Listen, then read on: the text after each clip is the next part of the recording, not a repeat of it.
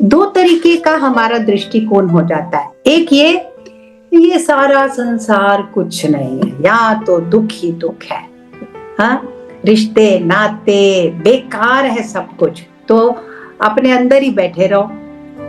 या हम ये कर सकते हैं, अंतरात्मा में जाओ कि संसार से विमुख हो जाओ। दूसरा क्या है, अंतरात्मा को देखते हैं तो मेरे जैसा झूठा कोई नहीं, मेरे जैसा क्रोधी कोई नहीं, मैं तो सबका मान ही ढूंढती रहती हूँ, मैं तो सबका सम्मान ही सीख करती रहती हूँ, हाँ, वो मुझसे भी ज्यादा पा गया, वो मुझसे भी ज्यादा ये हो गया, तो अपने को हीन भावना में आते हैं। तब क्या होता है, नेचुरली मन बाहर जाता है, अरे यहाँ ढूंढूं, यहाँ कंफर्ट ढूंढूं, यहाँ खुशी ढूंढूं। तो ये दो एक्सट्रीम्स हम करते हैं लाइफ में, या विमुख हो जाते हैं संसार से और अंदर जाकर एस्केप करना चाहते हैं। Spirituality is not to escape from the world, या हम वर्ल्ड में बाहर जाकर उसको ढूंढ रहे हैं जो अंदर ही बैठा हुआ है, जो हमारे अंदर ही छुपा हुआ है, उसको ढूंढ रहे हैं। तो यहाँ पे ज्ञान क्या कह रहा है कि जैसे एक घड़े के भीतर और बाहर आकाश रहता है, केवल दृष्टि का हेर फेर है कि वो घड़ा हमें दिखाई दे रहा है। वो घड़ा है क्या, वो तो अभी घड़ा दिख रहा है, एक पल में वो मिट्टी हो जा सकता है, उसको तोड़ दो वो मिट्टी हो गया, तो वो तो उस साकार का कोई अर्थ है, उसके रूप का कोई अर्थ नहीं। अर्थ किस चीज का है, स्पेस का, आकाश तत्व का। और वो आकाश तत्व कैसा है, वो निराकार है, तो निराकार ही सत्य है। तो इसी ज्ञान को पोषण देते हुए अष्टावक्र ने कहा, ऐसे समझो ना कि जैसे घट के बाहर और अंदर भी वही तत्व है, ऐसे ही भीतर और हमारे बाहर कोई ऐसा स्थान नहीं। अगर हम कहें हम वर्ल्ड से डिटैच होकर अपने अंदर अब जा रहे हैं, अब तो प्रभु को पाना है, तो क्या प्रभु सर्वव्यापी नहीं रहे उस पल में आपके लिए? प्रभु तो सर्वव्यापी है ना, सारी सृष्टि प्रभु की रचना है। तो सृष्टि और अपने स्वयं के साथ तालमेल बिठाना ही राजा जनक को ये ज्ञान दिया जा रहा है, जिनके ऊपर पूरे राजपाट की दायित्व है। वो ये ज्ञान पाने के बाद भी उन्होंने कोई जंगल नहीं ढूंढने, ना किसी गुफा में जाके बैठना है, उन्होंने अगले ही पल कार्य में जुट जाना है। तो इसलिए ये सुंदर सुंदर ज्ञान देते हुए वो कर्मों से करते हुए, कर्मों को पूरी तरह कर्म भूमि में जूझते हुए भी वो कर्मों से लिप्त ना हो, इसलिए गुरु ढूंढना पड़ता है। गुरु ही है जो हमें वो दृष्टि देता है, वो हमारे अंदर एक स्किल आती है।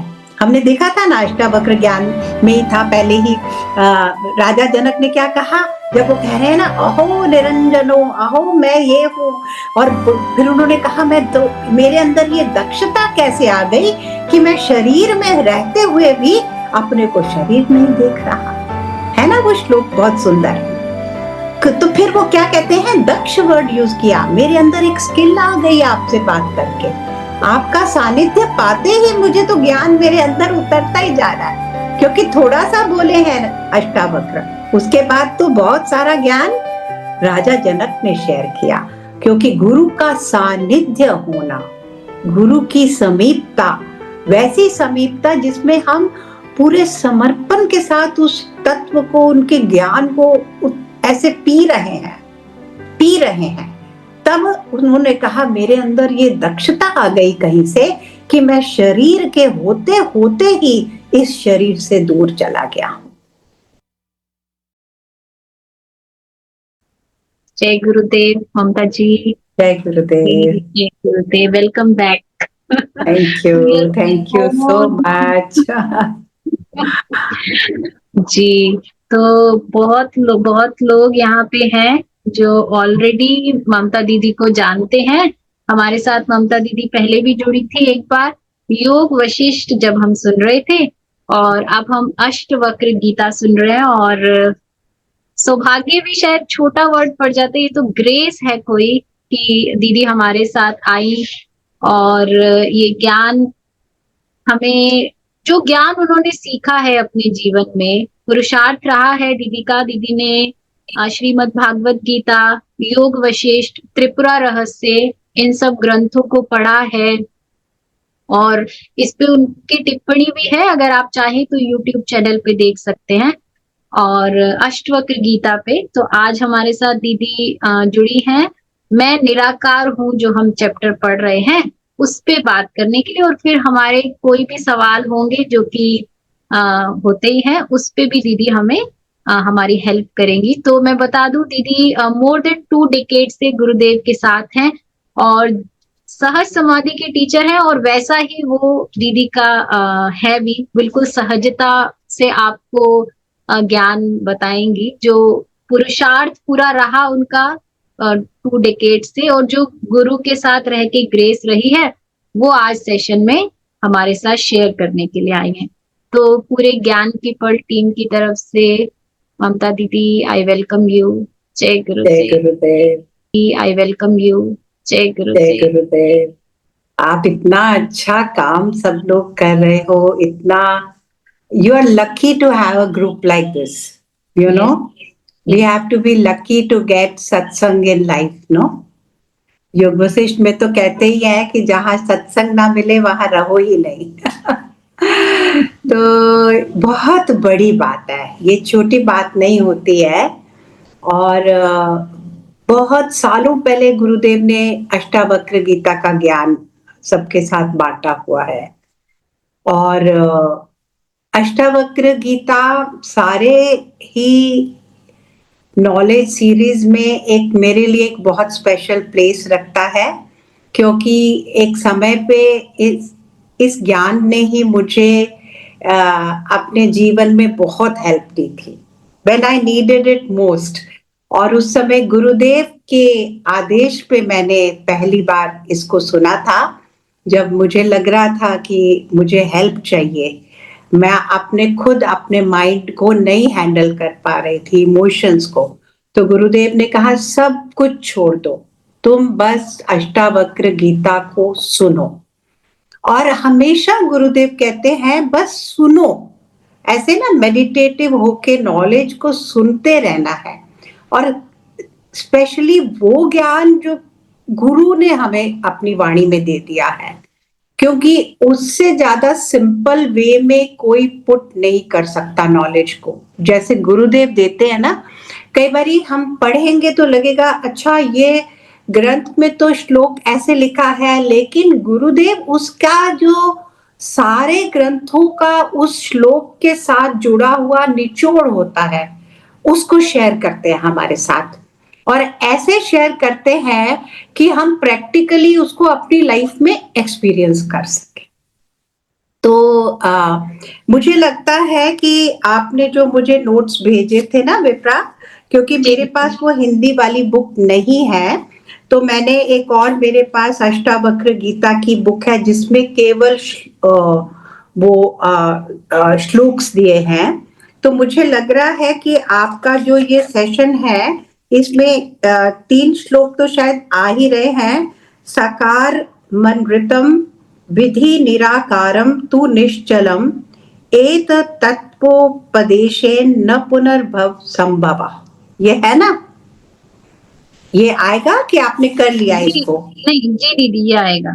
क्योंकि ये जो मैं निराकार हूं, ये यहीं से आ रहा है कि अष्टावक्र कह रहे हैं कि एक सीधी सी बात मैं तुम्हें बताता हूं, राजा जनक को, जो भी चीज, वस्तु, व्यक्ति, तान जो साकार, जिसका साकार रूप है, जिसे हम देख रहे हैं, जिसे हम सुनते हैं, देखते हैं, छूते हैं, सूंघते हैं, 5 इंद्रियों से जो हमें ज्ञान मिलता है वो सत्य होते हुए भी असत्य है, क्योंकि वो पल पल बदल सकता है।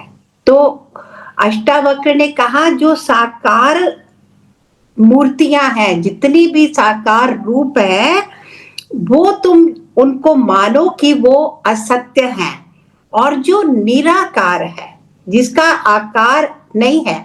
हम आरती भी गाते हैं ना, ओम जय जगदीश हरे में क्या बोलते हैं, तुम हो एक अगोचर, तुम एक अगोचर ही हो, हमें दिखाई नहीं देते हो, फिर भी सबके प्राणों के पति तो तुम ही हो।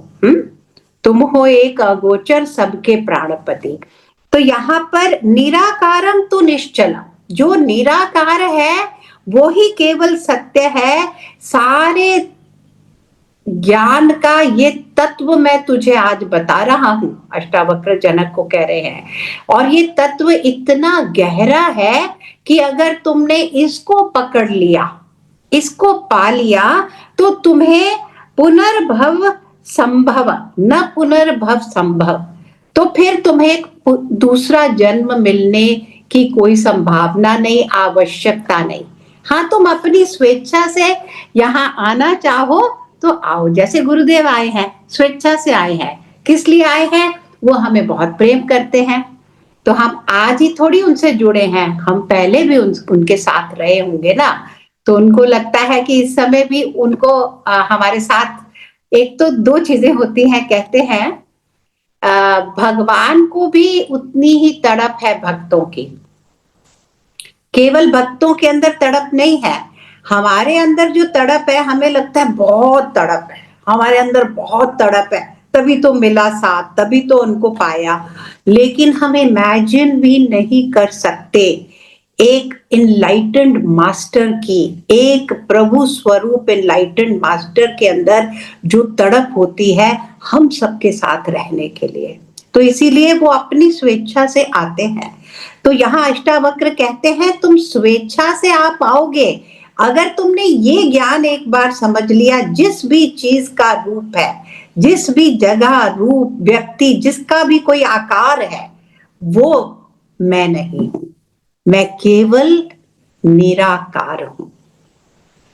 जब हम अपने को ऐसे देखने लगेंगे ना, कि सच में जब हम ध्यान में जाते हैं, आजकल तो गुरुदेव संयम का ज्ञान कहते हैं ना, मुठिया भर भर के बांट रहे हैं संयम का ज्ञान। संयम में क्या है, हम इतना अपने ही अंदर जाके देख रहे हैं कितना हॉलो एंड एम्प्टी है हम सब। एडवांस कोर्स में हमने सबने ये अनुभव किया था, लेकिन अभी उसको और हमारे को स्थिर करने के लिए संयम 1, संयम 2, तो हम सब ये एक्सपीरियंस कर पाते हैं कि सच में ये जो शरीर है ये हम नहीं है। क्योंकि अभी मेरी फोटो में देखती हूँ ना 5 साल पहले की, तो वही इतनी बदली हुई है। तब कभी कभी मूड ऑफ होता है ना अपनी पुरानी फोटोज देखकर, अरे हम तो इतने यंग थे, अरे हम तो ऐसे थे, अरे हमारा बेबी कितना छोटा था, अभी देखो सब बड़े हो गए। अच्छा भी लगता है और कहीं दिल को एक पीड़ा भी होती है, क्योंकि ये जो जिंदगी ऐसी है, जीवन ऐसा ही है, इसमें ये जो पल पल बदल रहा है ना जीवन, ये सुख के पल भी आते हैं, लेकिन वो साथ साथ में दुख के पल है उसके जुड़े हुए। इसीलिए ज्ञानी पुरुष कहते हैं तुम साकार में मत फंसो, निराकार में जाओ, निराकार में जाकर रमो।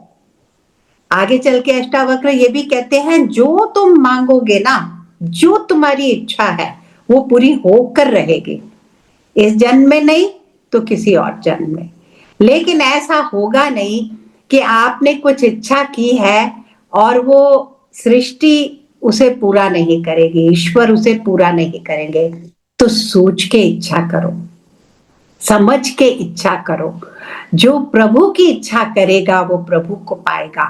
जो निराकार में रमना चाहेगा वो निराकार को एक्सपीरियंस करने लगेगा, जैसे डीप मेडिटेशन में हम निराकार को एक्सपीरियंस करते हैं। तो जब हम निराकार को अनुभव करने लगते हैं कि सच में मैं, अब जैसे हम ध्यान में जाते हैं ना, तो बैठते हैं तो कहते हैं ना मैं कोई नहीं हूं, तो तब लगता है सच में कोई नहीं, लगता है ना, उस समय हम सबको फील होता है कि सच में मैं कोई नहीं, मुझे कुछ, इसीलिए मुझे कुछ चाहिए ही नहीं, मैं कोई हूं ही नहीं, मैं कोई हूं ही नहीं, मुझे कुछ चाहिए ही नहीं, तो फिर करने की बात ही कहाँ आ गई, तो मैं कुछ करता नहीं, तो पूरा विश्राम मिलता है। तो जो निराकार से जुड़ना है वो ही केवल एक मार्ग है शांत होने का, प्योर होने का और सच्चा आनंद अनुभव करने का। खुश तो लोग बहुत होते हैं, है ना, दुनिया में कुछ चीज मिलती है हम बड़े खुश होते हैं, बड़े एक्साइटेड होते हैं, लेकिन वो एक्साइटमेंट थोड़ी ना, उसके अंदर एक प्रॉब्लम होती है। जैसे इतना एक्साइटेड हो गए कि फिर पता ही नहीं क्या बोल दिया, इनसेंसिटिव हो गए या पूरी तरह अप्रिशिएट भी नहीं कर पाए उस मोमेंट्स को। जैसे मेरे घर में कोई बच्चे की शादी है, बहुत समय से मेरा मन था शादी हो, लेकिन शादी होती है तो क्या मन में बवाल भी मचता है। तो बाद में लगता है अरे मैंने वो एंजॉय ही नहीं किया जिसको मैं इतने सालों से वेट कर रही थी कि कब मेरा बेटे की शादी हो, कब मेरी बेटी की शादी हो, कब मेरा ग्रैंडसन हो। लेकिन जब वो हुआ पल तो मैं इतनी एक्साइटेड हो गई।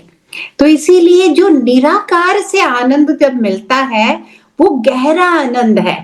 वो आनंद के पल ऐसे होते हैं जो जन्मों जन्मों तक हमारे साथ जाते हैं। यही साधना है जिसको गुरुदेव ने कहा है ना, साधना का मतलब ही वो है, वो धन हमारा जिसे कोई नहीं चुरा पाएगा, जो हमारे साथ जाएगा।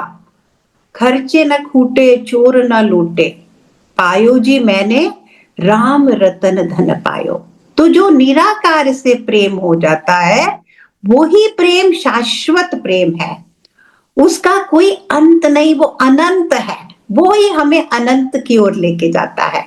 और अगर आम जीवन में देखें तो ये ज्ञान हमें कैसे हेल्प करता है, जब मैं निराकार हूं तो सच में फिर आप भी निराकार हो विप्रा, और ममता जी भी निराकार हैं, कल्पना जी भी निराकार हैं, सब निराकार हैं। तो निराकार से आप कैसे द्वेष करोगे, निराकार से कैसे ईर्ष्या करोगे, निराकार से कैसे अपेक्षा करोगे। पूरी जिंदगी नहीं तो थीम सॉन्ग बना रहता है, अरे मुझे क्या मिला, मैंने इतना किया। खासकर एक 50-60 की उम्र के बाद तो ये थीम सॉन्ग हो जाता है हम लोगों का। मुझे क्या मिला, मैंने फैमिली को लिए इतना कुछ किया, मैंने बच्चों को बड़ा किया, अब ये मुझे इनके पास समय नहीं तो मुझे क्या मिला, मुझे क्या मिला। क्योंकि हम आकारों में फंस गए हैं और आकार हमें कभी कुछ दे नहीं सकते, उनके पास देने के लिए कुछ नहीं, उनके पास कुछ नहीं जो वो हमारे साथ दे सके, हमें हेल्प कर सके। तो हमने अपनी पूरी क्या बोलते हैं ना, इन्वेस्टमेंट गलत स्टॉक में डाल दी। अच्छे स्टॉक में इन्वेस्टमेंट डालोगे तो मिलेगा ना रिटर्न। अगर डूबते हुए स्टॉक में कौन जाकर इन्वेस्ट करता है, हाँ, तो फिर हमें मूर्ख कहोगे। तो बार बार गुरुदेव तो कहते हैं ना कि स्पिरिचुअलिटी तो केवल इंटेलिजेंट लोगों के लिए भैया, जो बहुत इंटेलिजेंट है, बहुत स्ट्रांग है, जिसके अंदर बहुत धीरज है, वो स्पिरिचुअल पाथ पे चलता है व्यक्ति। तो धीरज मिलता है जब हम ये ज्ञान पाने लगते हैं कि सच में केवल निराकार की ही हस्ती है, जो मेरी सच्ची हस्ती है वो निराकार है। तो इससे पहले गुरुदेव ने यह भी कहा अष्टावक्र गीता की नॉलेज में कि आपको क्या लगता है ईश्वर कहाँ है, क्या आसमान में बैठकर बांसुरी बजाते हुए भगवान है जिनके दर्शनों की आपको प्रतीक्षा है। सत्य क्या है, सत्य केवल एक ही है कि ईश्वर ही ईश्वर है और वो निराकार है, वो दृश्य नहीं है, वो दृष्टा मात्र है। तो उसका अनुभव मिल सकता है जब हम दृष्टा भाव में आ जाते हैं, तो हम उसका ग्लिम्स पाते हैं, तो हम उसको कैच कर पाते हैं। वो इतना सूक्ष्म है, इसीलिए वो अगोचर है, अगम्य है। तो इसीलिए ये जो एक बहुत बड़ा सूत्र है, मैं निराकार हूं। जब कभी गुरुदेव कहते हैं ना लाइफ में वरी आए, किसी चीज को लेकर दुख हो, क्या हो, तो क्या है, मैं निराकार हूं। और हर जगह आने वाला जो नेक्स्ट श्लोक है उसमें यही आता है कि सब जगह पे एकम सर्वगतम व्योम बहिर् तर्यथा घटे नित्यम निरंतर ब्रह्म सर्वभूत गणे तथा। ये इसके साथ जुड़ा हुआ ज्ञान है। लेकिन बीच में एक और श्लोक है, मैं उसको मिस नहीं किया है, मुझे पता है। तो ये निराकार ही, हाँ, ये निराकार का ज्ञान पाना, इसके लिए कुछ करना नहीं है।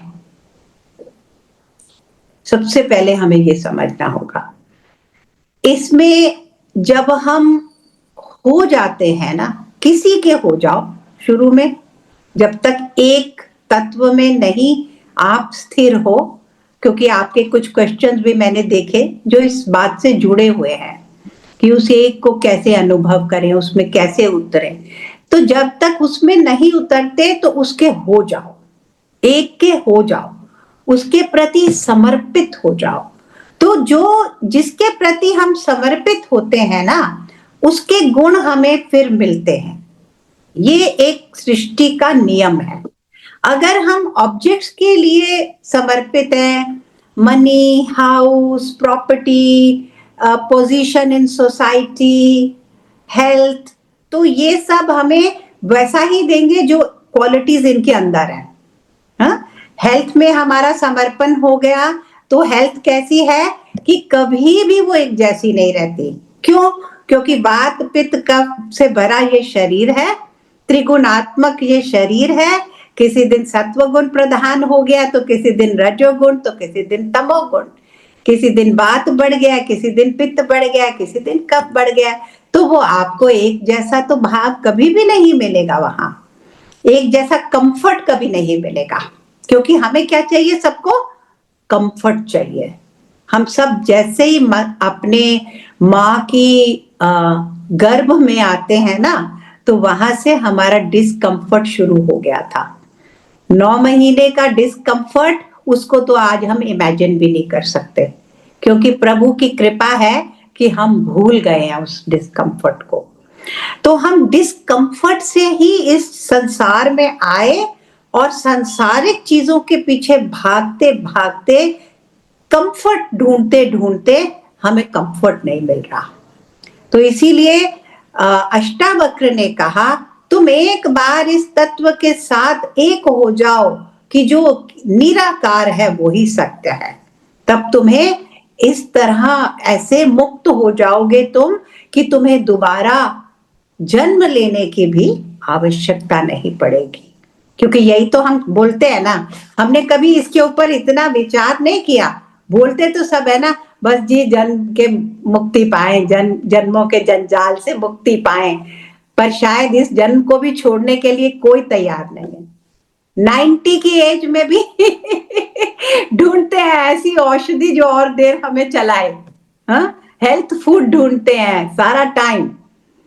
सब आजकल लेटेस्ट चीज बिक रही है मार्केट में, क्या कि आपको कितना यंग रख सकते हैं, कैसे आप एज को फाइट कर सकते हो, कैसे आप हमेशा हेल्दी रह सकते हो, यंग रह सकते हो। पहले कैसे नहीं था ऐसे ना, पहले बड़ी ग्रेसफुली लोग अवस्थाओं को स्वीकार करते जाते थे। ब्रह्मचार्य से फिर गृहस्थ में आते थे, उसमें भी सात्विक वे में गृहस्थ आश्रम को जीकर फिर वानप्रस्थ को तो वो एम्ब्रेस करते थे। उसके लिए तो वो वेट करते थे कि अब हम ऐसे चिंताओं से मुक्त होकर केवल प्रभु का नाम ले सकते हैं। अब हमारे अंदर हमारे लिए बहुत सारे कर्तव्य नहीं बचे, करने को इतनी रिस्पॉन्सिबिलिटीज नहीं बची। मैं कल ही ना अपने ग्रैंडसन के सामने बोल रही थी, ये लास्ट 2 डेज मेरे बड़े हेक्टिक हो गए। हम लोग सोचते नहीं क्या बोलते हैं। तो मेरा ग्रैंडसन मुझे कहता, आप तो रिटायर्ड हो तो आपको हेक्टिक क्यों हो गया आपका दिन? तो मुझे उसने कहीं ना चैलेंज की इस तरह कि आप हेक्टिक क्यों करने देते हो किसी चीज को, क्यों हेक्टिक होने देते हो? अब नहीं रिटायर करेंगे तो कब रिटायर करेंगे? क्या चाहिए? इस पथ पे भी तो आके बहुत सारी चीजें करते रहते हैं ना। हाँ, ये नया मिल जाए, ये ज्ञान मिल जाए, ये अनुभव मिल जाए, ये हो जाए, वो हो जाए। लेकिन जब हम निराकार से प्रेम करने लगेंगे, जिसका कोई रूप नहीं, कोई गुण ही नहीं जिसके अंदर, वो फिर हमें मुक्ति देता है। ऐसी मुक्ति देता है कि हम तय करते हैं, हम डिसाइड करते हैं। तो आगे बढ़े कि कुछ क्वेश्चंस करने हैं पहले जी इसको ले। दीदी, हाँ बढ़ सकते हैं, फिर क्वेश्चंस ले लेंगे। Okay. So the next shloka is यथैवादर्श मध्यस्ते रूपेन्त परितस्तु स तथैवास्मिन् शरीरेन्त परित परमेश्वरा। जैसे उन्होंने कहा, ये बड़ी सुंदर बात है और बहुत सारे क्वेश्चंस इसको रिलेटेड थे आप लोगों के। उन्होंने कहा जैसे एक मिरर है, उसमें हम सामने खड़े होते हैं तो हमारा प्रतिबिंब आता है, हा? हमारी रिफ्लेक्शन होती है मिरर के अंदर। तो ऐसे ही, ठीक ऐसे ही जब हमारा मन शांत होता है तो उसमें परमात्मा का हमें दर्शन मिलता है। हम क्या हैं? हम एक मिरर ही हैं।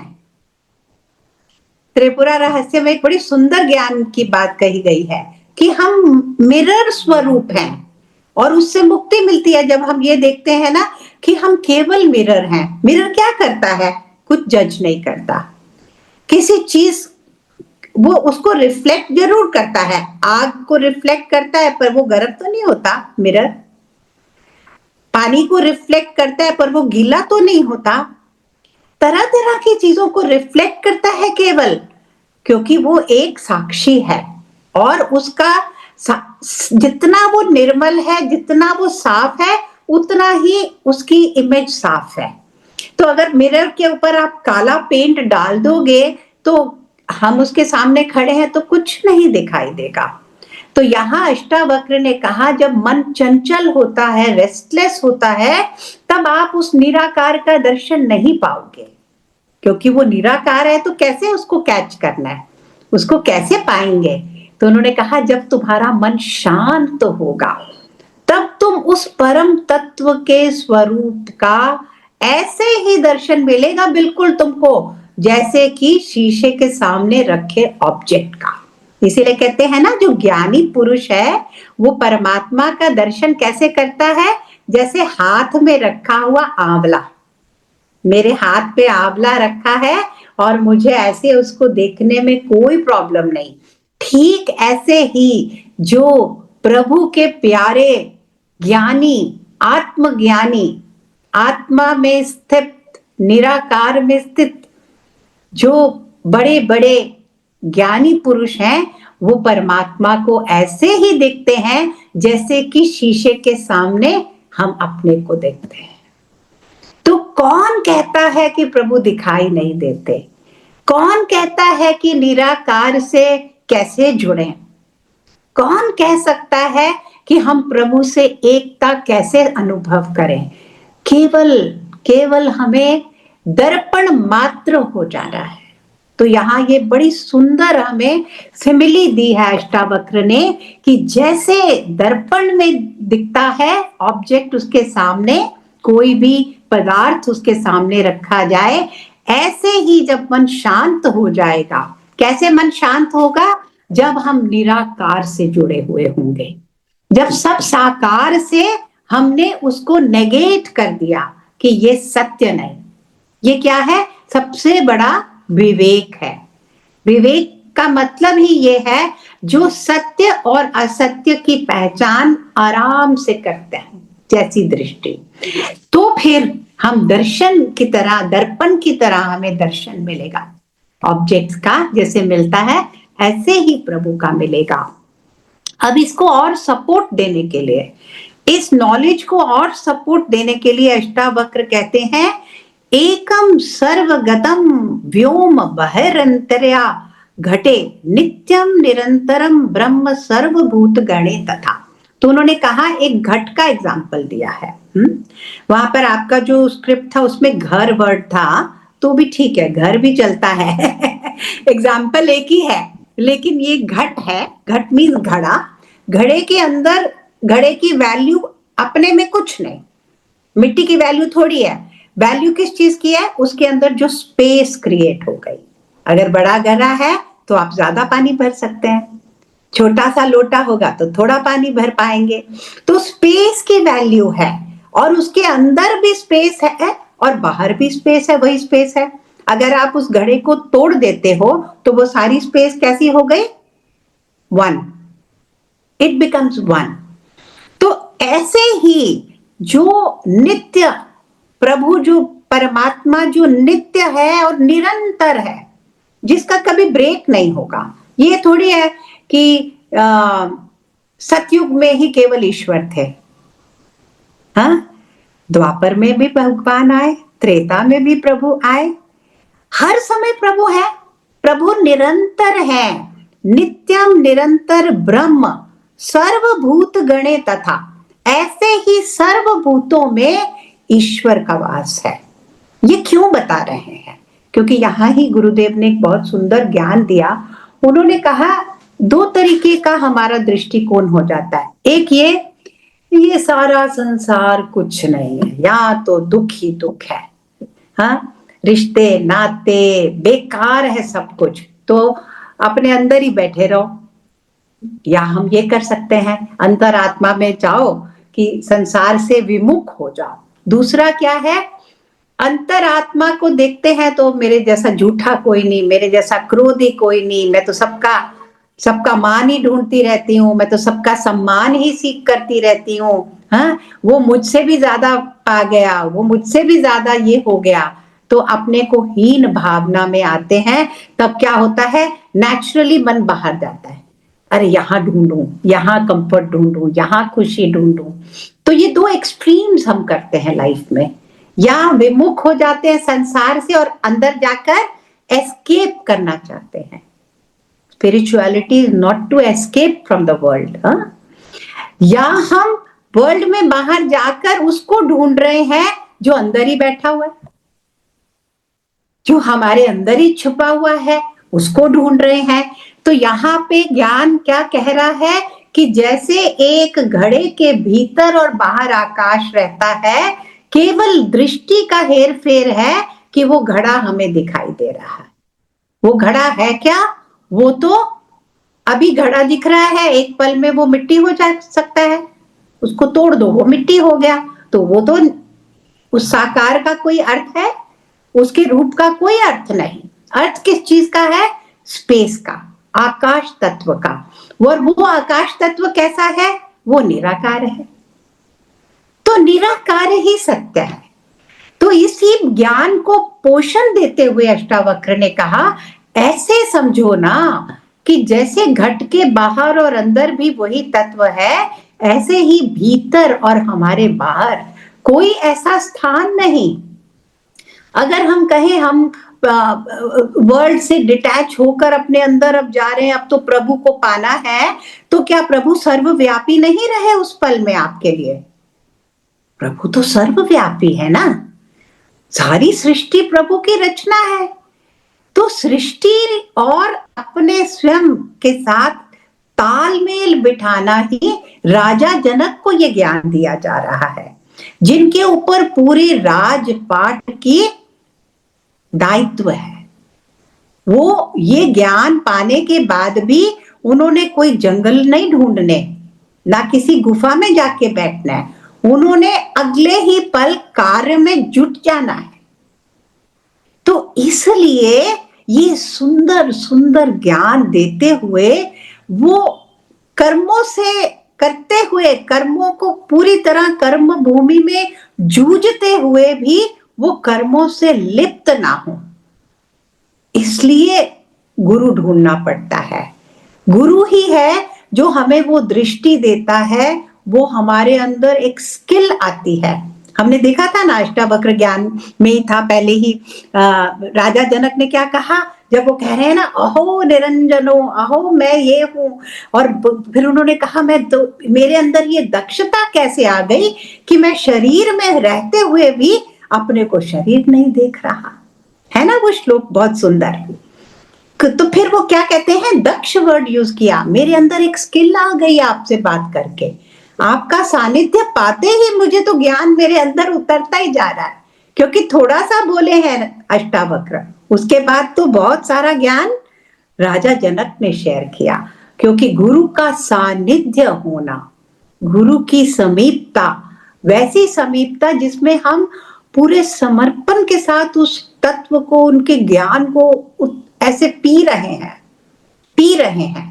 तब उन्होंने कहा मेरे अंदर ये दक्षता आ गई कहीं से कि मैं शरीर के होते होते ही इस शरीर से दूर चला गया हूं, इस शरीर से मैं पार पा गया हूं। हाँ, तो ये है ना आज के टॉक का सार कि कुछ और भी है? नहीं दीदी, यही मेरे पास आपका टेक्स्ट ही है ना, तो इसलिए आई डोंट हैव द बुक, तो मैंने वो ढूंढ के यही मेरे को लगा कि ये 3-4 श्लोक ही हैं। बिल्कुल यही थे दीदी। अच्छा, ठीक है। दीदी एक चीज मुझे और पूछनी है, जैसे अभी जैसे आपने भी एक्सप्लेन किया, उस वक्त ये समझ में आता है कि वो भगवान है, जैसे गुरु भी हैं, उनको भी हम देखते हैं बहुत करुणामय है और बहुत अनकंडीशनल प्रेम है उनका हमारे लिए। यहाँ तक समझ आता है, वो सब में है, वो भी समझ में आ रहा है, आप में भी है, मुझ में भी है, गाइड कर रहे हैं। हमें उनको समर्पण करना है, जब भी दुख होता है, सुख में भी उनका साथ लेते हैं। लेकिन जब बार बार गुरुदेव भी बोलते हैं, जैसे अभी भी आपने एक जगह बोला था, पर how can I be that, मैं उनको प्रतिबिंब तो कर सकती हूँ, ये भी मुझे समझ आया कि हमें कुछ नया नहीं निकालना, अपना वो हंस खटाना है, वो भी समझ आ रहा। But then how, I don't know, maybe I don't have that experience of that, तो ये मुझे सोचना भी थोड़ा मुश्किल लग रहा है कि आई एम दैट। भक्ति है ना, देखो भक्ति ही है अल्टीमेट, तो केवल भक्ति से मिलेगा वो एक्सपीरियंस। तो भक्ति में क्या है, पहले सारूप्य भक्ति है कि आप प्रभु के रूप के गुणगान करने लगते हो, प्रभु के रूप को याद करने लगते हो, वो आपके आंखों के सामने वो छवि है, उसको याद करते हो, उस पे ध्यान कर सकते हैं, तो सारूप्य भक्ति। फिर सामीप्य भक्ति कि नहीं अब और समीप चले गए। अब समीप कैसे चले गए, बाकी चीजों में अब इंटरेस्ट कम होने लग गया, प्रभु में इंटरेस्ट ज्यादा है, तो उतना ही जितना इंटरेस्ट बढ़ेगा उतनी समीपता बढ़ती है, तो सामीप्य भक्ति होने लगती है। फिर सानिध्य, जैसे अष्टावक्र और राजा जनक का सानिध्य हुआ। सानिध्य मीन्स एकदम वो क्लोज एक दूसरे के साथ चले गए, उनकी सोल टू सोल कन्वर्सेशन हुई है। माइंड को उन्होंने माइंड से नहीं सुना, इंटेलेक्ट से नहीं सुना राजा जनक ने हृदय से उस ज्ञान को अपने अंदर ग्रहण किया। तो ये सानिध्य है प्रभु के प्रति, जब वो सानिध्य होता है कि हम हृदय से प्रभु तत्व को पुकारते हैं, उसके पास जाना चाहते हैं, उसी में रहना चाहते हैं, उसी में रमना बड़ा सुंदर वर्ड है। जिस चीज को चाहोगे उसी में रम जाओगे, तो जितना प्रभु को चाहेंगे उतना प्रभु तत्व में रमने लगते हैं, वो सानिध्य। फिर अल्टीमेटली सायुज्य, हमने सबने सुना है ना ये ज्ञान भक्ति सूत्रास में। तो सायुज्य में क्या है, जो मैं हूं सो तू है, तब ये अनुभव मिलता है सायुज्य। तो पहले सामीप्य, फिर सानिध्य, हाँ, सारूप्य, सामीप्य, सानिध्य, सायुज्य। तो रास्ता तो ठीक पकड़ लिया ना सबने, तो आगे आगे आगे आगे और आओ और जाओ। तो कहते हैं ना, वो कहानी है ना एक बहुत सुंदर हमारे स्क्रिप्चर्स की, कि गुरु ने कहा तुम्हें जंगल में जाना, तुम्हें ये मिलेगा, तो उसको सोना मिला, बड़ा खुश हुआ, उसने कहा और गहरा जाओ, पहले चांदी मिली, फिर सोना मिला, फिर हीरे जवाहरात मिले, और आगे बढ़ो। हम तो उसी से खुश हो गए ना, अरे इतना चांदी मिल गया, हम इसी में खुश हो गए कि अब मन थोड़ा शांत होने लग गया, अब गुस्सा थोड़ा कम आ रहा है, पर आ रहा है। हाँ?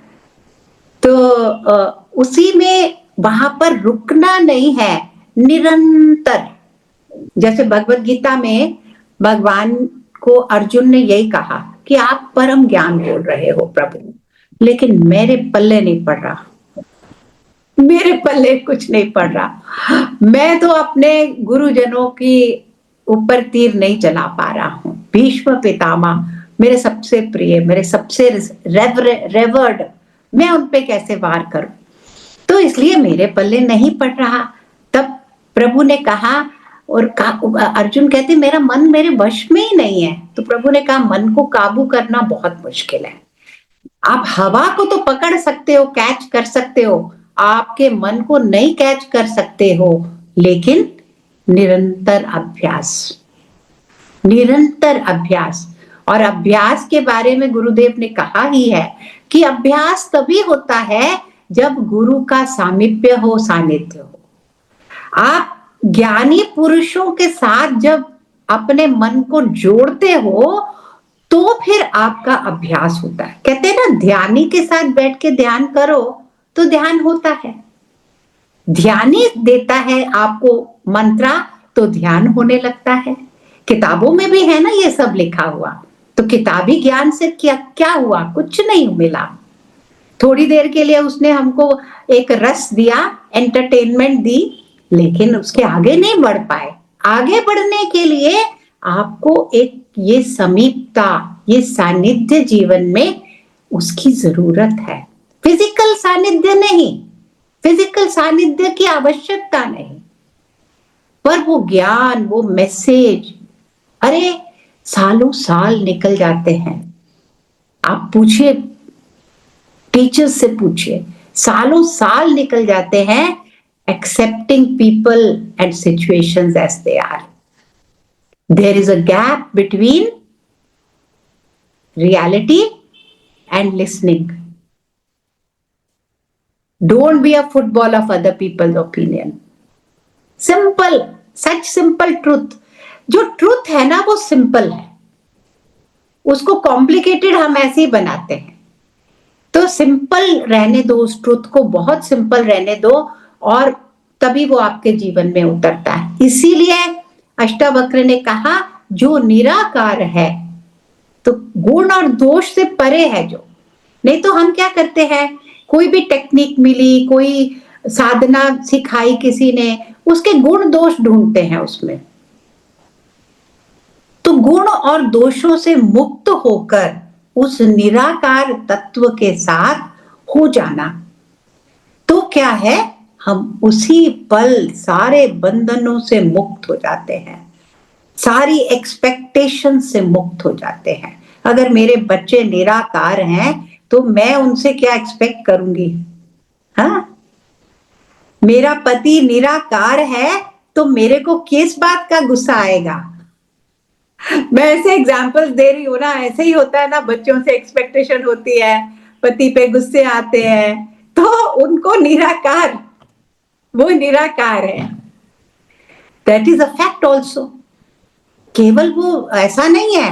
आगे चल के एक बहुत सुंदर श्लोक है अष्टावक्र में आता, जो कल हम लोग सत्संग हमारा होता है वहां अष्टावक्र गीता का ही चल रहा है आजकल। तो गुरुदेव ने कहा कि you act as if you are enlightened, you act as if you are enlightened. And ये एक्टिंग नहीं है केवल, क्योंकि सच में we are all enlightened, we are all enlightened.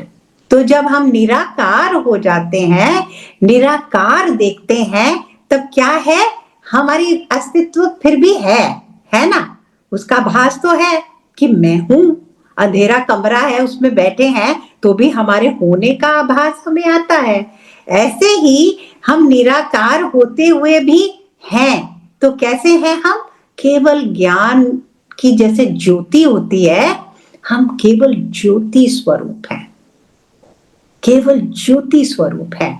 सब ज्योति स्वरूप है, सब ज्योति स्वरूप है। ज्योत से ज्योत मिलाते चलो, प्रेम की गंगा बहाते चलो। बहुत सुंदर है ना वो भजन, ज्योत से ज्योत मिलाते चलो, मिलाते चलो। बस एक दूसरे के साथ ऐसे घुल मिल जाओ, क्योंकि प्रभु गुरुदेव भी कहते हैं you are like a bouquet of flowers. किसी के अंदर कुछ कलर है, किसी के अंदर कुछ फ्रेग्रेंस है, तो जब सब इकट्ठा हो जाते हैं तो बहुत सुंदर कुछ निकल के आता है। तो इसीलिए सत्संग में जो है, सत्संग का यही गुण है कि सब एक दूसरे के गुण का एक्सपीरियंस करते हैं, एडवांटेज उठाते हैं। तो व्हाट एल्स? वेरी नाइस दीदी, बहुत सुंदर दीदी। अभी आपने बोला कि ये जो सत्य है, accept people at situation, don't be the, ये सत्य है और ये सत्य से जीवन बहुत आसान भी हो रहा है। बहुत बार एक्सेप्टेंस आ जाती है, ज्ञान जीवन में अप्लाई हो जाता है, पर कुछ कुछ पलों में एक अवेयरनेस थोड़ी बैक सीट ले लेती है और शायद कोई इमोशन एक वेग की तरह आके दिख भी रहा होता है कि ये तो माया है, फिर भी रिएक्शन हो जाता है, रिस्पॉन्स नहीं होता उन सिचुएशन में। और उसके बाद जो सिचुएशन आई उसका नहीं, लेकिन ये गिल्ट बड़ा भारी पड़ता है कि संभाल क्यों नहीं पाए, ज्ञान था, गुरु का इतना साथ है, और वहां से क्या करें उस वक्त। आगे जी चल के ना अष्टावक्र में ही इसका आंसर है। अष्टावक्र ने कहा भाव, अभाव और विकृत भाव ये स्वाभाविक है। कभी कभी हम बड़े भाव में होते हैं, everything is good, I am really doing nicely, following everything and getting the juice in the life, huh? And some days you'll say अपने को ही अभाव के साथ देखते हैं। और कभी कभी वो अभाव फिर इतना स्ट्रांग होने लगता है ना हमारे अंदर कि हमारे अंदर नेगेटिविटी आ जाती है, विकृत भाव कि मैं I am not good enough, it's not this life time, I won't get anything, I can not get over my jealous nature, I can not get over my feeling of lack, distance from others. तो और एक दूसरे से और distance होने लगते हैं और नेगेटिविटी कहीं पकड़ लेती है। तो हमें इन सब चीजों से, इन भावों से मुक्त करने के लिए अष्टावक्र ने कहा भाव, अभाव और विकृत भाव ये सब स्वभाव से जीवन में आते जाते रहते हैं, तुम ये नहीं हो। कितनी बड़ी बात है। हम क्या करते हैं, अपने को वो समझने लगते हैं हम तो निराकार थे, भूल गए, अभी भूल गए एक पल में। तो निराकार का क्या संबंध है भाव और अभाव से। तो अष्टावक्र ने कहा ये स्वाभाविक है, क्योंकि क्या होता है कई बार कोई स्थान का आपके ऊपर प्रभाव पड़ जाता है। ऐसा है ना, मंदिर में जाते हैं तो भाव कैसा होता है, लेकिन किसी घर में बहुत लड़ाई झगड़ा क्लेश चल रहा है, एक दूसरे पे खूब ब्लेमिंग चल रही है, वहां भाव ऐसा थोड़ी रहेगा, तो भाव चेंज हो जाएगा, थोड़ा इम्पैक्ट आएगा उस पे। हम सब है तो आफ्टर ऑल वी आर। जैसे एक बार मैंने गुरुजी से यही क्वेश्चन पूछा था कि गुरुजी अपने बच्चों को लेकर इतनी चिंता होती है, हो जाती है ना, तो क्या करें। तो गुरु ने कहा, गुरुजी ने दो चीजें बोली। उन्होंने कहा माँ का दिल है, उसी समय मुक्त कर दिया, कोई बात नहीं, कभी कभी होता है, कभी कभी ऐसे हो जाएगा, है ना। हम सब कैसे बने हुए हैं, भावना, मन, इन सब के मन में इतनी सारी लेयर्स हैं, पुराने इंप्रेशंस हैं, फिर किसी चीज ने प्रभाव कर दिया, कुछ खाया उसका प्रभाव हो गया, वात पित्त कफ का प्रभाव बढ़ गया किसी चीज का, कितने फैक्टर्स हैं। तो इसीलिए अष्टावक्र ने कहा ये भाव, अभाव और विकृत भाव स्वाभाविक है जब तक जीवन चल रहा है। जब तक जन्म और मृत्यु के ये जो पूरी जर्नी है, इसमें तुम सोचो कि तुम एकदम समभाव में रहोगे, नहीं होगा। एक ऊपर नीचे, तभी तो हम इससे फेड अप होंगे ना, तभी तो पूरी तरह से इसको फेंकेंगे अपने से बाहर, नहीं तो फेंकेंगे ही नहीं अगर एकदम ऐसे खुश खुश रहे सारा टाइम। तो कभी कभी दूसरी चीज को एक्सपीरियंस करोगे, अभाव को एक्सपीरियंस करोगे तो भाव को वैल्यू करोगे, तो फिर जो जिससे भाव बनता है, जिससे भाव बढ़ता है, उसको उसके पीछे जाओगे, निराकार के पीछे जाओगे, निराकार से भाव में आओगे, तो साकार से पीछे हटोगे कि इसको छोड़ो भैया, ये तो परेशान करने वाली चीज है। तो धीरे धीरे धीरे धीरे सहज पके सो मीठा हो। धीरज, मैंने कहा ना, एक साधक के लिए धीरज बहुत आवश्यक है, धैर्य।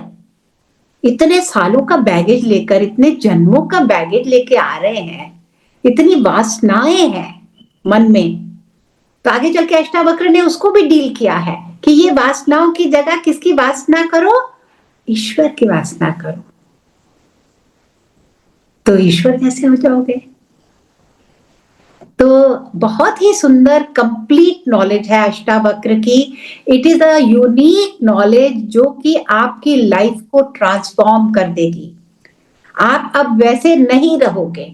अगर आप सच्चे अच्छे से इसको ग्रहण करोगे ना, तो ये जीवन को पूरी तरह से ट्रांसफॉर्मेशन आएगी लाइफ में। You will not be the same.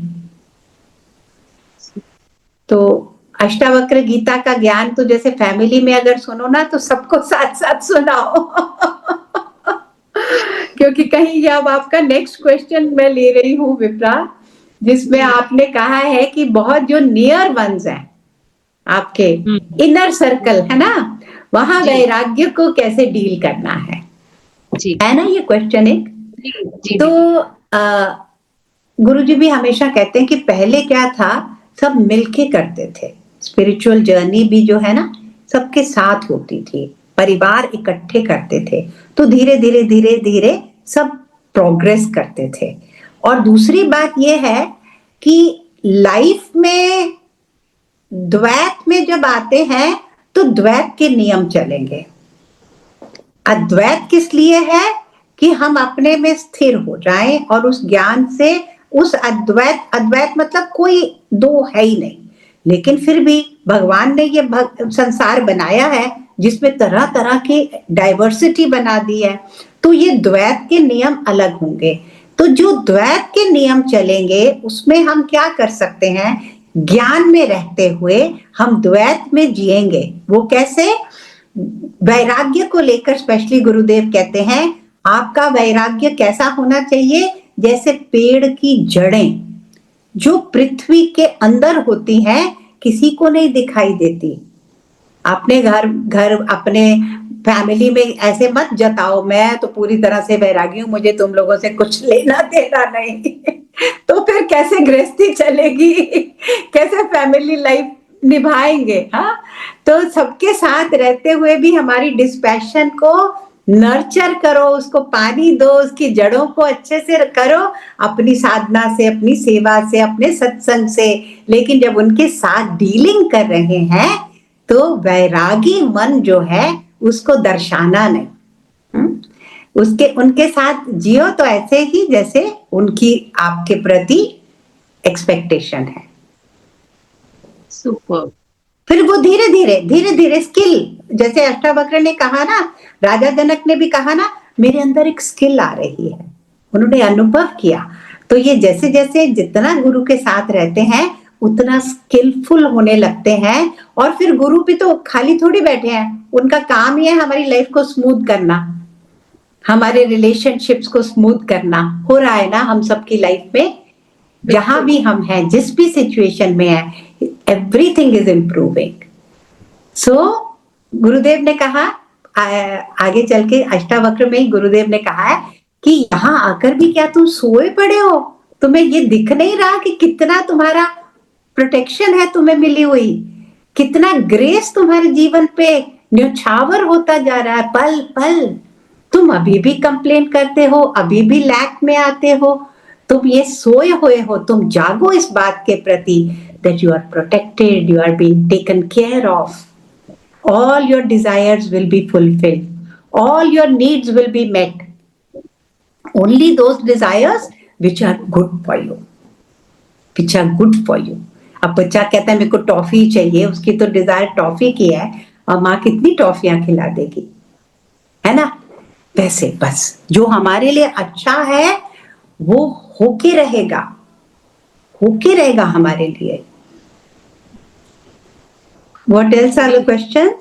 दीदी एक चीज और जो मन में आता है, जैसे जब से ये ज्ञान गुरु जीवन में आए तो थोड़े से फास्ट कर्म कटने लगे हैं, ऐसा माने ऐसा लग रहा है। अब कहीं कहीं ऐसा सुनने में आता है, किसी से बात करो कि नहीं, ये जब आप इस पाथ पे होते हो तो गुरु टेस्ट लेते, तो वो मेरे को थोड़ा, यहाँ कुछ लोग हो रहे हैं जिनको ये डाइजेस्ट नहीं होता कि गुरु टेस्ट नहीं क्यों लेंगे ना, वो हमारे टेस्ट, हमारे अपने कर्म होते हैं जो हमें शायद बीच बीच में रोकते हैं या विघ्न डालते। तो आपको क्या लगता है इस पे?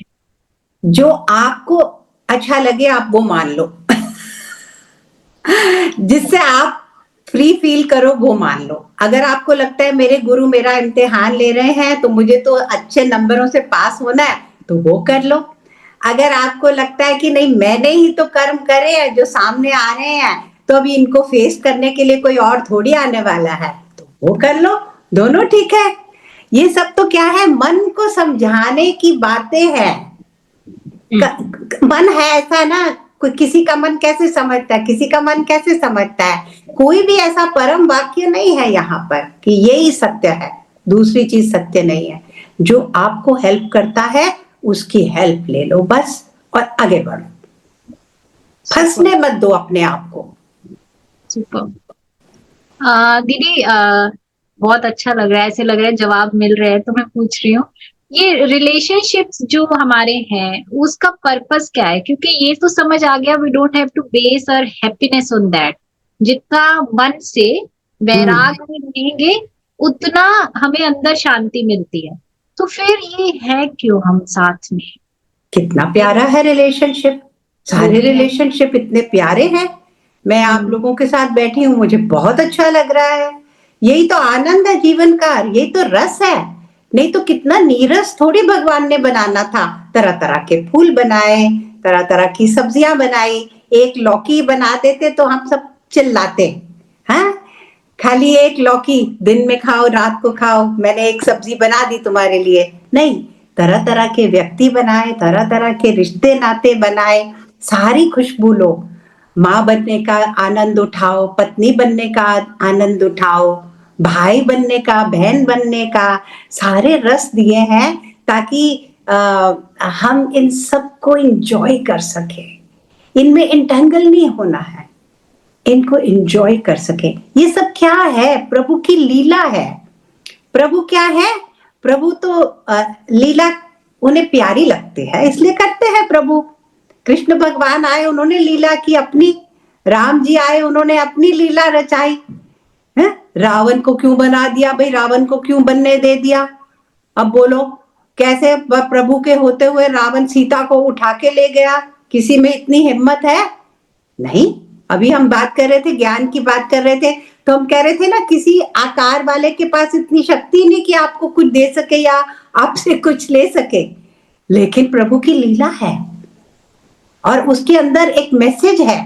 वो जो उनकी लीला, राम लीला कहते हैं ना हम, राम जी की लीला, कृष्ण लीला कहते हैं, उसको बार बार मन में दोहराते हैं, उसको बार बार सुनते हैं और उन प्रभु की देखते हैं महानता, उसमें प्रभु की प्रभुता पाते हैं ना। ये लीला होती तो हम प्रभु के साथ भूल जाते शायद उनको, कृष्ण भगवान को याद ना कर पाते। अगर गोपियां ना, प्रभु ने गोपियों की लीला ना रचाई होती, तो रास लीला ना रचाई होती, तो पता कैसे चलता कि प्रभु कितने रसमय हैं, प्रभु के अंदर कितना रस है। वो हर चीज को एंजॉय करते हुए भी उस किसी चीज के साथ नहीं जुड़े हुए, वो अछूते हैं। अहो निरंजनो, जैसे राजा जनक ने कह दिया, अहो निरंजनो। तो ये सब इसलिए बनाया कि हम इन सब के साथ रहकर क्या क्या सीख सकते हैं। हम एक एक पल हमें सिखा रहा है। हस्बैंड के साथ रहते हैं तो कुछ और सीखने को मिल रहा है, टीचर के साथ बैठे हैं तो कुछ और सीखने को मिल रहा है, बच्चों के साथ समय बिता रहे हैं तो कुछ और सीखने को मिल रहा है, अपने सत्संगियों के साथ बैठ रहे हैं तो कुछ और सीखने को मिल रहा है। हम सब एक दूसरे के पूरक भी हैं एक तरीके से। तो ये सब हमारे लिए बनाया है। जैसे किसी मंदिर में जाओ, गर्भगृह में तो मेन भगवान बैठे, ओके, लेकिन चारों तरफ पहले कहते हैं ना, इन देवताओं को भी प्रणाम कर दो, इनको भी राजी कर दो, फिर जाकर आपके इष्ट देवता राजी होंगे। अब बाहर बैठे देवताओं को राजी नहीं किया और केवल इष्ट देवता के पास ही गए, तो वो बाहर बैठे देवी देवता है, उनको भी देना पड़ता है अपना ऋण, तो चुकाना पड़ेगा ना। कहते हैं ना, देव ऋण, गुरु ऋण, ईश्वर ऋण, ये सारे ऋण हैं। ये संबंधियों के भी हमारे कर्मों के साइकिल्स हैं जिनको हमें कंप्लीट करना है। कई बार ऐसी संतान मिलती है जिसके द्वारा हमें बड़ा दुख और क्लेश मिल सकता है, लेकिन वो संतान नहीं है, वो कर्म है हमारे, वो रूप लेके आ गए हैं। तो कई बार वो आकर हमारी बहुत सेवा करेंगे। कोई जिससे हमें सोचा भी नहीं था वो आके व्यक्ति इतनी हेल्प कर जाएगा कभी, जिससे हेल्प सोचा था बहुत मिलेगी उसने आंखें ही मोड़ ली एन वक्त पे। ये सब प्रभु की लीला है, हमारे कर्मों का खेल है, हमने इस लीला को रचा है, हम भी अपना प्रभु स्वरूप होकर इसमें बिना लिप्त हुए इसमें खेलो।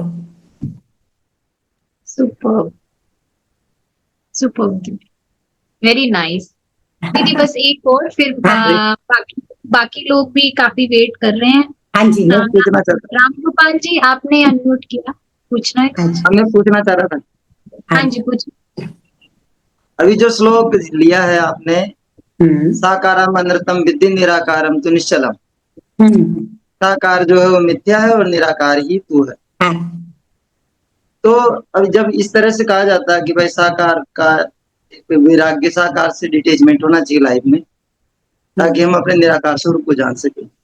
लेकिन ऐसी भी तो बात है कि सर्वोहम, फिर ये भी कहा जाता है मैं संपूर्ण में ही हूँ।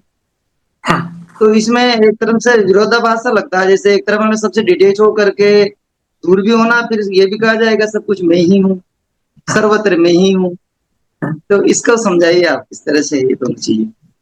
हाँ। तो जो जैसे वही क्वेश्चन है जो एक और भी क्वेश्चन था ना आपका कि शाश्वत भी है और जी ऐसा मैं ही हाँ, तो ये विरोधाभास है, विरोधाभास है। हाँ, तो ये निराकार भी है, निराकार में भी जो तत्व है वही से तो साकार हुआ है, साकार निराकार से अलग नहीं है। तो जब साकार से जुड़ेंगे तो जैसे मैंने अभी भी कहा ना, गुरुजी कहते हैं अद्वैत के कुछ नियम पालन करने होते हैं, कुछ द्वैत के नियम। दोनों नियमों को पालन करना ही, ये दक्षता ही हमें ज्ञान से मिलेगी और गुरु के सानिध्य से मिलेगी। तो मैं ही हूं सब कुछ और मुझे इसको नेगेट भी करना है कि ये कुछ है ही नहीं। तो ये दोनों का तालमेल बैठकर ही हम प्रभु को पूरी तरह से अपने अंदर पाएंगे कि वाह, प्रभु तो साकार रूपी प्रभु ही निकले। गुरुजी कहते हैं ना, क्या ये जर्नी है from being somebody to nobody, from being nobody to everyone. It's a journey. First you are I'm this, I'm this, I'm this. Then you say I'm nobody. But then you find मैं तो सब में हूं, सबके अंदर मैं ही हूं। क्योंकि जब हम निराकार से प्रेम करेंगे, निराकार की वासना करके उससे परिपूर्ण हो जाएंगे, उससे रम जाएंगे, तब हम उस दृष्टा मात्र ज्योति स्वरूप तत्व को पकड़ेंगे और फिर वो हमें सब जगह अनुभव में आएगा। हमें अनुभव होगा कि आप जो हो सुधा जी, आपका कोई आकार नहीं है, लेकिन ज्योति स्वरूप आपका बोध मात्र आप हो, मुझे दिख रहा है, मैं कैच करती हूं, मैं कैच कर रहा हूं अब। तो ये जर्नी है, इट्स अ ब्यूटिफुल जर्नी।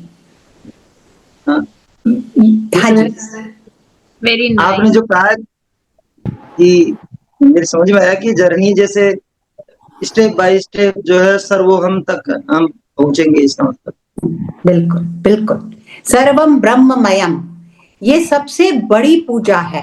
कहते हैं ना, ब्रह्मार्पणम उसका नाम है, उस अर्पण का, कि ब्रह्मार्पणम का मतलब ही क्या है कि सब जगह वो ब्रह्म का ही आभास है, उसी का वास है।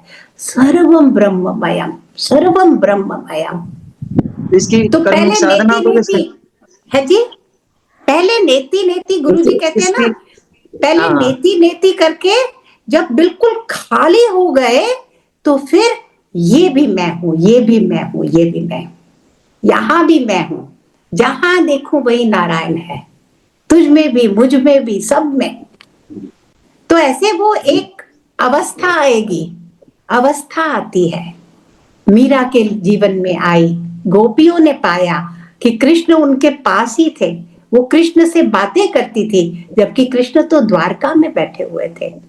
तो भेजा उद्धव को कि निराकार ब्रह्म का कुछ ज्ञान डालो, इनकी बुद्धि में मूढ़ औरतें हैं, तो क्या बोला गोपियों ने, क्या तुम निराकार बताते हो, अभी बैठे हैं मेरे सामने, अभी मेरे बगल में बैठा है, मैं तो उससे बातें करती हूँ, मैं तो उसको भोग लगाती हूँ, उसको खाना खिला रही हूँ, क्या तुम निराकार का ज्ञान मुझे दोगे।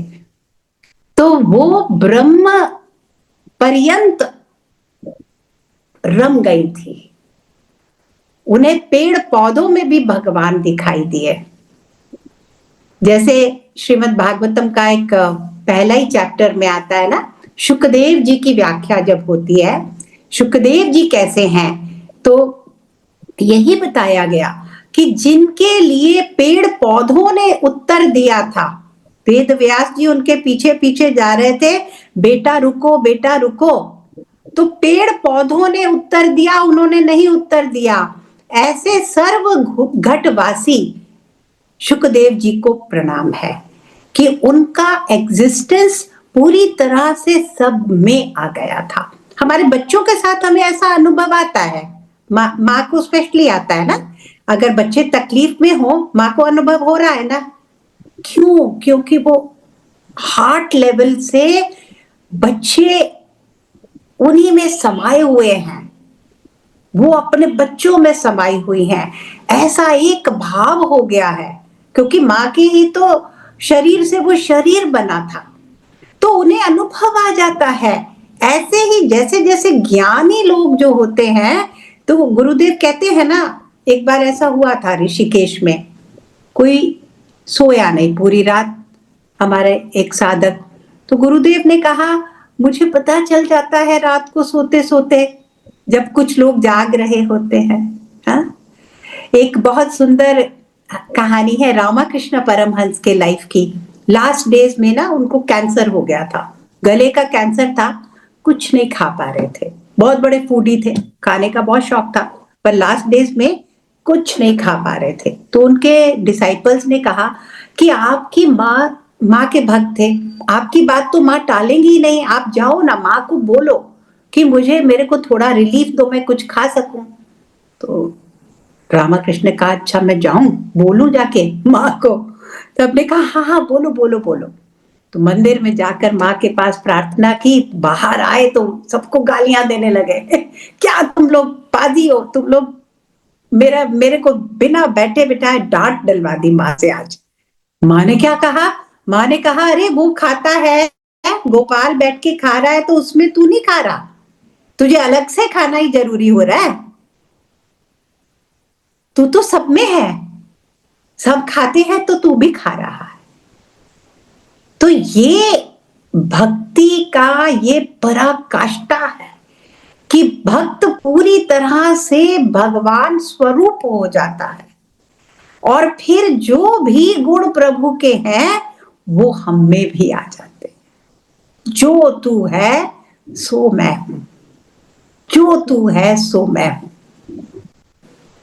लेकिन आज ही हम ऐसा व्यवहार करने लग जाएं, जो तू है सो मैं हूं तो फिर लोग हमको मेंटल असाइलम में जाकर डाल देंगे लेकिन हाँ जी दीदी बहुत सुंदर। ममता जी, ये आचार्य राम गोपाल जी ने अभी लास्ट वीक अभी आनंद उत्सव हुआ, तब हैप्पीनेस कोर्स अभी किया हमारे साथ। Very nice very nice. आप कहाँ रहते हैं राम गोपाल जी? हाँ जी, अच्छा जयपुर रहते थे। अच्छा अच्छा, वेरी नाइस वेरी नाइस। बहुत अच्छा लगा आपका सुन रहा था। मैं पढ़ता हूँ वैसे स्थावकर गीता, लेकिन आपने जो व्याख्या की है वो ऊंचे दर्जे की, बहुत ज्यादा। हमारे गुरुदेव की वाणी है, मैं तो तोता हूँ रिपीट करती हूँ। बहुत अच्छा सिखाया। सब वाणी वही की है। मैं गीता प्रेस की पढ़ता हूँ ऐसे नॉर्मल। अच्छा, अष्टावक्र गीता, हाँ बहुत सुंदर है, beautiful. Yes, what else? Yes Mamata ji, Kaushal आपने भी क्वेश्चन? हाँ ममता जी। हाँ, जय गुरुदेव दीदी। जय गुरुदेव। बार बार दो शब्द सुनने में आए अष्टावक्र में, और उसमें से थोड़ा अर्थ आप कृपा करके समझाइए। पहला शब्द है निरंजन, वो सुनने से तो हृदय को शीतलता प्रदान होती है, बहुत अच्छा लगता है, लेकिन शब्द का अर्थ का जो अपना माइंड है ना, लॉजिक पकड़ने को तत्पर रहता है, तो वो नहीं समझ में आया। और एक था बोध स्वरूप, ये भी बार बार बोध स्वरूप बहुत सुंदर, बार बार बोध स्वरूप बहुत सुंदर। तो निरंजन जो है वो प्रभु का गुण है, प्रभु को निरंजना कहा गया, क्योंकि जैसे वो सब में होकर सब कुछ करते हुए अछूते हैं, कोई चीज उन्हें टच नहीं करती। या फिर मुझे वो एक स्टोरी याद आती है हमारे स्क्रिप्चर्स में कि एक बार गोपियां जा रही थी, भोग लगाया, मैं कुछ फैक्ट्स में थोड़ा कंफ्यूज हूं लेकिन सार समझ आ जाएगा कि कृष्ण भगवान ने खूब सारा खा लिया और फिर निकल के दूसरी तरफ जाना था, तो यमुना जी उफान में थी, तो क्या कैसे जाएंगी गोपियां अपने घर वापस। तो उन्होंने गोपियों के सामने प्रे किया, आज तक जब मैं पूरी तरह से व्रती रहा हूं, मैंने कुछ नहीं अगर खाया तो ये यमुना जी शांत हो जाएं। तो उसी समय यमुना जी शांत हो गई। तो गोपियों ने कहा पेट भर के तो खाया है इसने, सारा तो हमारा भोग खा गया जो जो हम लाए थे, और कह रहे हैं कि मैंने आज तक अगर कुछ खाया नहीं है तो तुम शांत हो जाओ, और यमुना जी भी शांत हो गई। तो ये इतनी सुंदर सुंदर स्टोरियां हैं, हमारे स्टोरीज है हमारे स्क्रिप्चर्स में, जो हमें दिखाती हैं कि हम खाकर भी न खाए रहे। जैसे रामा कृष्णा को उन्होंने कहा कि वो खा रहे हैं तो तू भी खा रहा है। तो एक समय में राजा जनक ने कहा मुझे किसी भी भोग में अटैचमेंट नहीं रहा, मेरा मन भोगों से फ्री हो गया। ये नहीं कहा कि मेरे अंदर कोई भोग की इच्छा नहीं, मैं उनसे फ्री हो गया हूं क्योंकि मैं उन्हें बिना भोगे ही एंजॉय कर पा रहा हूं। कर्म करे, ये राजा जनक ने कहा मैं बिना भोगे सब भोग अब एंजॉय कर रहा हूं, टेस्टी से टेस्टी चीज को मैं बिना खाए ही एंजॉय कर रहा हूं। कई बार ऐसा होता है, आपके बच्चे हॉलिडे पे जाते हैं, आकर एक्साइटमेंट में आपसे शेयर कर रहे हैं, आपको लगता है आप भी वहां गए, है ना, आपने भी वो सब एंजॉय किया। तो ये सब चीजें मन का खेल है, मन के अंदर वो बहुत हमारा मित्र भी है और शत्रु भी है। मन में इतनी, जब मन असीम से जुड़ने लगता है जो मन, वो हर पूरी तरह ब्रह्म ज्ञान में आ जाता है। और ब्रह्म ज्ञान में आने से क्या है, किसी ने कुछ खाया और रस मुझे आया तो औरों के रस को नीरस नहीं करते भगवान, उन्हें भी रस दे रहे हैं और खुद भी रसों की खान है प्रभु। तो सारी ये जो सृष्टि में जो भी पल हम ऐसे एंजॉय कर रहे हैं, enjoyer is only one. Shiva भगवान के लिए कहते हैं ना, वो महाभोक्ता है, महात्यागी है, सबसे बड़े त्यागी भी है और सबसे बड़े भोगी भी वो है। अब ये भी विरोधाभास है कि जिसने सब त्याग दिया वो फिर भोग कैसे कर रहा है। केवल वही भोग कर पाता है जो सब त्याग के बैठ जाता है।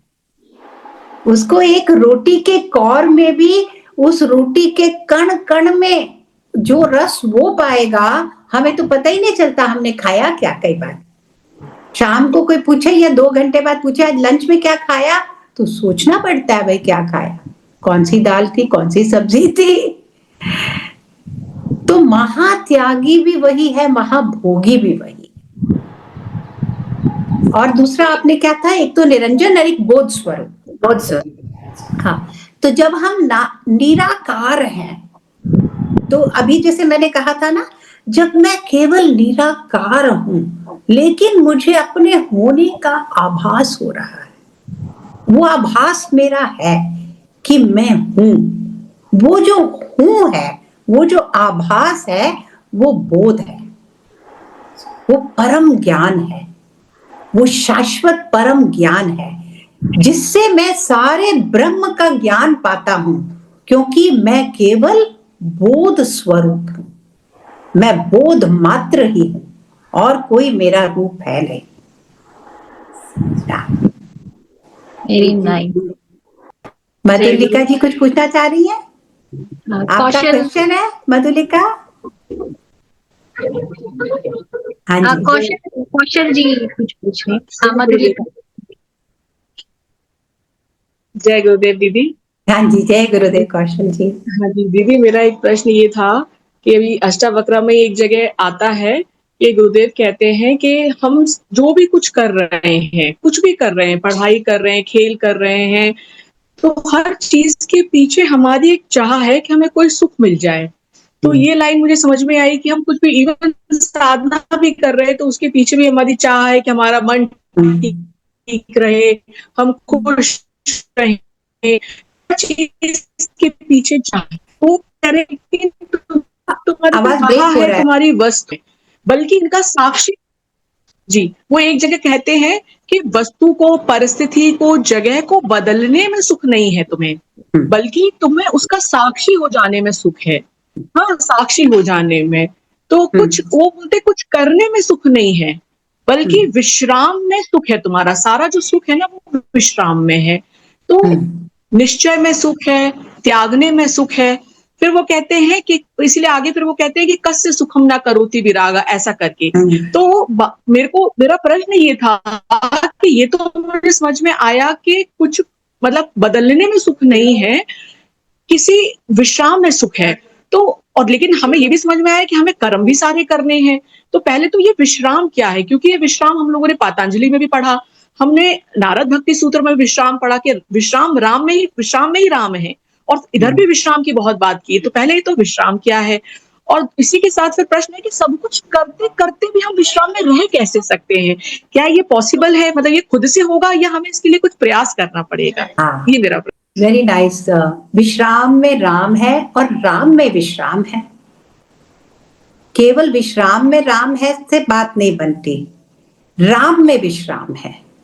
आगे भी बढ़ो तो विश्राम करेंगे तो राम को पाएंगे, लेकिन राम को पहले पाओ। सारा प्रयास वहां करो, वासना उसकी करो, इच्छा उसकी करो। योग वशिष्ठ में क्या आता है कि ज्ञान के कुछ स्टेप्स होते हैं। फर्स्ट स्टेप क्या है? शुभ इच्छा।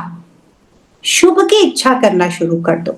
शुभ की इच्छा क्या है कि ये जो वर्ल्डली ऑब्जेक्ट्स हैं जो यहीं छूट जाएंगे, उनकी इच्छाओं को त्यागना तो बड़ा मुश्किल वर्ड है, त्यागना इतना होता नहीं है, लेकिन दूसरी चीजों को अपने जीवन में बस जोड़ लो। प्रभु कैसे हैं?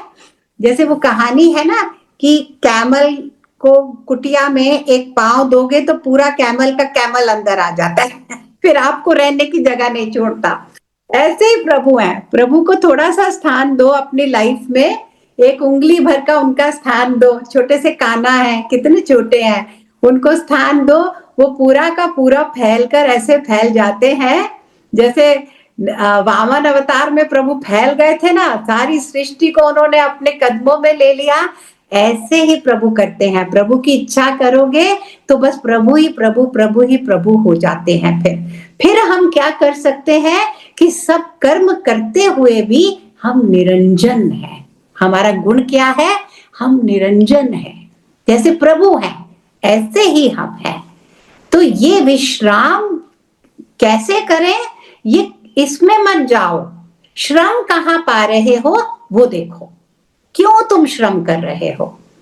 क्या करते करते तुम इतना श्रम जीवन में बांध लिया? Why are you so tired? What are you looking out for when there is nothing? तो इसीलिए अष्टावक्र राजा जनक को बोलते हैं तुम्हें अब कुछ करने को रहा नहीं, तुम सब खाली हो गए सब चीजों से। अष्टावक्र को राजा जनक भी यही बोल रहे हैं, मेरे को कोई काम नहीं मेरे लिए। और ये कौन बोल रहा है? जो दिन रात काम में मस्त है, काम में रमा हुआ राजा है। वो कहता है कि आपके सानिध्य के साथ अब मेरे को तो कुछ करने के लिए बचा ही नहीं। तो there is action in inaction, there is inaction in your action. ये गुरुदेव ने बोला, there is action in inaction. काम सच में वहीं से हो रहा है। जो इनएक्टिव है तत्व, काम सब वहीं से हो रहा है। हमारे काम भी देख लो, हमारे करने से तो हो नहीं रहे। सबसे इंपॉर्टेंट जो काम थे वो क्या हमने किए? शादी, बच्चों का होना, हमारा अपना जन्म लेना, जो अहम बातें हैं जीवन की, वो हमने नहीं की, हमारे करने से नहीं हुई। तो ये सब प्रत्यक्ष बातें हैं हमारे लाइफ में। गुरुदेव बार बार कहते हैं प्रत्यक्ष का प्रमाण मत ढूंढो। ये तो प्रत्यक्ष बात है कि तुम कर ही नहीं रहे, सब हो रहा है। तो जब तुम ये इस बात से जुड़ जाओगे ना कि मैंने क्या करना है, मेरे से कभी कुछ हुआ है, हो रहा है, तो उसी पल तुम काम करोगे, लेकिन श्रम नहीं होगा। वो काम तुम्हें बल्कि और विश्राम देगा, और विश्राम देगा, क्योंकि तुमने किसकी वासना की है? राम की वासना की है, राम को चाहा है। तो ये दोनों चीजें एक दूसरे के साथ चलेंगी, एक दूसरे पे डिपेंडेंट है ये दोनों बातें। विश्राम में राम है और राम में विश्राम है। हम ढूंढ रहे हैं वो चीजें जो हमें श्रम देती हैं, जिनसे विश्राम कभी नहीं मिलता। आज इस चीज की इच्छा है तो कल किसी और चीज की इच्छा हो जाएगी, परसों किसी और चीज की इच्छा हो जाएगी, कोई और माइलस्टोन होगा, कोई और गोल जिसको ढूंढ रहे होंगे। तो श्रम ही श्रम है, थक रहे हैं। लेकिन अगर राम को ढूंढोगे तो कहते हैं कि जब मन में ऐसा संकल्प ही करो तो ही विश्राम मिल जाता है, उसके ऊपर एक्ट करने से पहले ही। आज विप्रा ने कह दिया कि हम ये सत्संग करेंगे, तो उससे पहले ही तो विश्राम मिला, बाद में तो मिलेगा ही मिलेगा। मिलता है ना, जब ऐसा सच्चा संकल्प होता है। कोई कहता है मैं भागवतम अपने घर में रखा रही हूं, ये उनका अनुभव है सबका, उनको वही सब अनुभव में आने लगेगा, वो भाव में आ जाएंगे, एकदम आनंद में आ जाएंगे, केवल ये संकल्प करने से। क्यों? क्योंकि राम में ही विश्राम है केवल, और कहीं विश्राम नहीं। हाँ जी, सुपर, वेरी नाइस। मधुलिका जी, आप कुछ? जय गुरुदेव दीदी। जय गुरुदेव।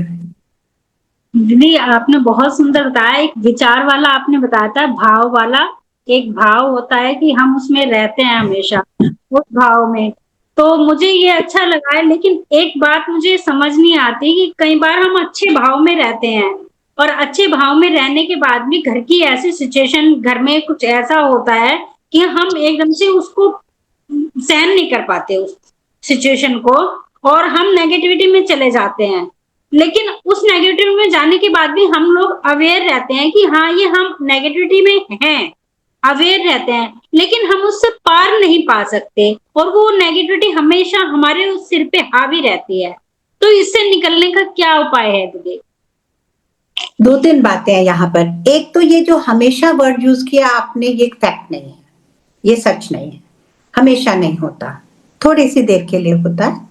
हमेशा वर्ड हम खुद जोड़ लेते हैं कि हमेशा हम पे भारी हो जाती है, हावी हो जाती है नेगेटिविटी। हमेशा नहीं होती, थोड़ी देर के लिए होती है, फिर चली जाती है। और जितना जितना साधना में जाएंगे उतना ही हम देखेंगे, जैसे कि एक पत्थर पे लकीर डालो, वो तो पड़ गई, फिर हटेगी नहीं। पानी पे लकीर डालो, थोड़ी देर के बाद रेता पे डालो, उसमें समय और लगेगा। पानी पे डालोगे तो ऐसे ही जीवन के ये जो नेगेटिविटी है, सुख दुख है, ये ऐसे ही हमारे हल्के हल्के हल्के होते जाएंगे। Walk like a cloud, Guruji कहते हैं। Live here as if you are enlightened. अभी मैंने कहा था ना, आगे जाके बोला है गुरुजी ने अष्टावक्र में, live like you are enlightened. तो जब हम एक एक पल ऐसे याद रखेंगे ना, सिमरन करना है बस इस बात का, इसको भूलना नहीं, इसकी स्मृति बनी रहनी चाहिए कि मैं पर ब्रह्म परमात्मा परमेश्वर, मैं वही हूं, मैं हर समय निरंजन हूं, अछूता हूं, मैं अकर्ता हूं। तो जब ऐसी कोई सिचुएशन आएगी तो बहुत थोड़ी सी देर के लिए आपको विचलित कर सकती है। धीरे धीरे तो आपको पता ही नहीं चलेगा, पर आप स्किलफुली उसके साथ डील कर लोगे, पर आप टच नहीं होगे। लेकिन पहले क्या होगा, उससे पहले थोड़ी देर के लिए गुरुजी के पास लोग आते हैं, कहते हैं हमें अभी भी गुस्सा आता है, तो गुरुजी कहते हैं आगे से कम हुआ कि नहीं? आगे से तो बहुत कम हो गया गुरुजी। तो फिर क्यों कंप्लेन कर रहे हो? इतना तो प्रोग्रेस हो रहा है। प्रोग्रेस को देखो, प्रोग्रेस को देखो। और भाव में रहते रहते भी अगर लगे कि परिस्थितियां घर में बहुत क्लेश है, बहुत कष्ट है, तो गुरुदेव कहते हैं जब हम भाव से भर जाते हैं ना, पूरी तरह भाव से भर जाते हैं, तब हम सिचुएशंस को, लोगों को आशीर्वाद दे पाते हैं। कोई व्यक्ति बहुत नेगेटिविटी में है, कोई व्यक्ति के जीवन में बहुत कष्ट है, क्लेश है, तो आप अपनी क्षमता बढ़ा लो, आप अपनी क्षमता बढ़ा लो और आपके उस प्रेजेंस से ही बहुत कुछ होने लगेगा। होता है ना, एक प्रेजेंस हो, एक पीसफुल प्रेजेंस हो पूरे फैमिली में। गुरु नानक देव ने कहा है कि कुटुंब में एक भी व्यक्ति अगर उस निरंकार को पा जाता है तो उसकी आने वाली कई पुश्तें, पिछली कई पुश्तें, वो भी उसका पूरा अनुभव उठाती हैं, उसके ज्ञान के आनंद का, वो भी तर जाती हैं। दीदी एक क्वेश्चन था। हाँ जी, हाँ जी दीदी एक क्वेश्चन था मेरा। हाँ जी उषा जी। हाँ, मेरे हस्बैंड को ना अभी कैंसर डिटेक्ट हुआ है, लेकिन हम लोग बहुत पूजा पाठ करते हैं, बेंगलोर में ही रहती हूँ, गुरुजी से मिलती हूँ, तो मेरा तो गुरुजी पे पूरा विश्वास है और उनको कुछ असर भी नहीं हो रहा है, बहुत अच्छी तरह खाने पीने लगे हैं, घूम रहे हैं, लेकिन ना वो मुझे देखना नहीं चाह रहे हैं बिल्कुल। हाँ, मतलब मुझसे हेट करने लगे हैं, बोलते तेरे गुरु भगवान सब, और भगवान को फेंकने लगे एकदम। तो मैं इस सिचुएशन को कैसे हैंडल करूं? मेरे बच्चों ने मेरे को बोला कि आप अपने घर पे जाके रहो, उनको अभी थोड़ा सा पॉजिटिव रहना है। तो मैं आ गई हूँ, गुरुजी से भी मिली, तो गुरुजी ने भी कुछ ऐसे आंसर नहीं दिया, बस देखा मेरी तरफ। तो मेरे को ये समझे, मैं तो पूरी तरह हैंडल कर पा रही हूँ, मतलब मुझे बिल्कुल भी घबराहट नहीं हो रही है। मुझे ऐसा लगता है कि 100% हमारे कर्मा कुछ थे जो निकल रहे हैं, गुरुजी है साथ में, और सिचुएशन उनकी बहुत अच्छी है। जैसे कीमोथेरेपी के बाद बहुत प्रॉब्लम होता है, उनको कुछ प्रॉब्लम नहीं है, मतलब एकदम नॉर्मल लाइफ जी रहे हैं। लेकिन वो मुझे देखना, मुझे ऐसा लग रहा है कहीं मैं अपने कर्तव्य से तो नहीं हट रही हूँ, इसमें इस सिचुएशन में क्या करूं मैं? Very difficult sometimes, you know, situations can be very challenging. तो क्या है कि मैं हमेशा ऐसे फील करती हूँ कि फिर ना तेल देखो, तेल की धार देखो, तो थोड़ा वेट करो और सिचुएशन जो बनेगी आगे भी चल के, वही आपका मार्ग भी है। तो ये मत सोचो कि मैं ही करूंगी उनका तो होगा। अकर्ता भाव में आ जाओ और उनके लिए प्रार्थना करो, प्रेम, प्रार्थना, आशीर्वाद, गुरु के प्रति समर्पण, तो रास्ते अपने आप बन जाएंगे। उनका मन बदलने में कोई समय थोड़ी लगेगा। हमें बस सक्षम होते जाना है, हमें शांत, सक्षम, बोध मात्र होते जाना है। बस एक साधे सब सधे, उसी एक की साधना करनी है। जी दीदी, वेरी नाइस।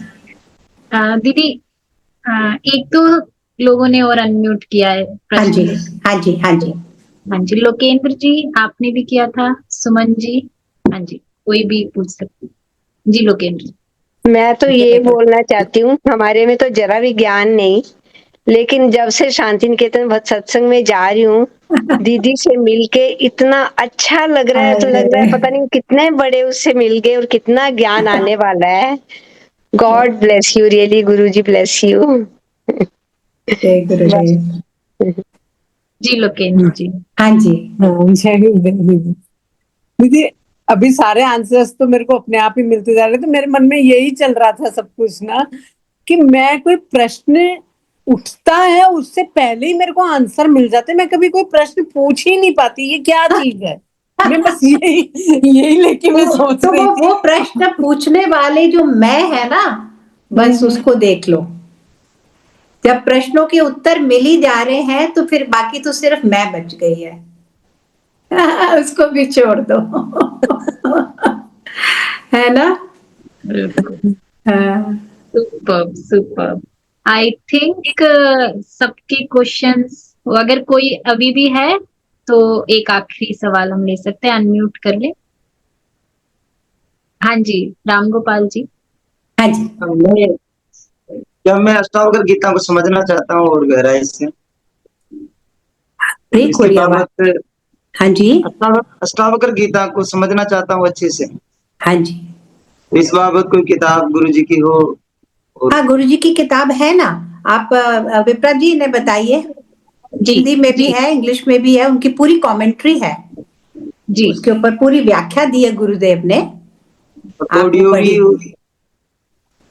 ऑडियो भी उनके है क्या गुरु जी का? उनके वीडियोस भी हैं, है ना, जी जी। वीडियोस भी।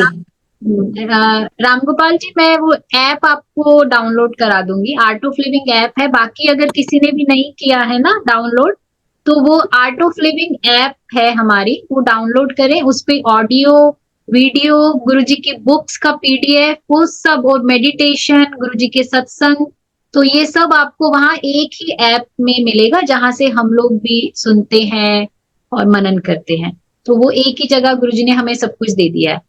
तो वो ऐप मैं आज भेज दूंगी, उसका लिंक आप डाउनलोड करें। ठीक है। जय गुरुदेव। सो जी ममता जी। हाँ ममता जय जी। गुरुदेव। प्रार्थना है, बार बार आते रहिए हमको गाइड करने। हमको गुरुदेव से मिले, जितना आनंद होता है आज, आप बोलते ही रहे, ऐसा होता है मन में।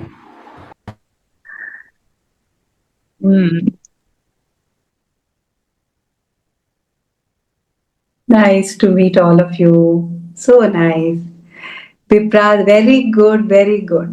Very nice you people are doing so thank much. You दीदी, बहुत बहुत शुक्राने। गुरु, आपके मुख से लगता है गुरु ही बरस रहे हैं। तो आपने इतना अंदर के संशय खुले आज सच्ची बता नहीं सकते। सच में गुरु प्रकट है, गुरु प्रकट है।